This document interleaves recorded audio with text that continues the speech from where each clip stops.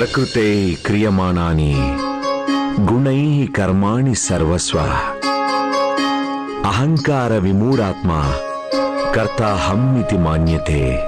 సమస్త కర్మలు ప్రకృతి తత్వాల ద్వారానే చెయ్యబడతాయి. కానీ ఎవరి మనసులో అహంకారం మూఢత్వం ఉంటుందో వారు ఇలా కూడా అనుకుంటారు, ఇవన్నీ వారి వల్లే జరుగుతున్నాయి అని.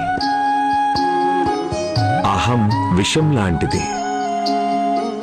అది గనుక మనిషి జీవితంలోకి ప్రవేశిస్తే అప్పుడు మొట్టమొదట మనిషి జీవితంలోని మధురమైన అంశాలన్నిటినీ జీవితంలో నుంచి బయటికి తరిమి కొడుతుంది. మనిషిని ఒంటరిని చేసేస్తుంది.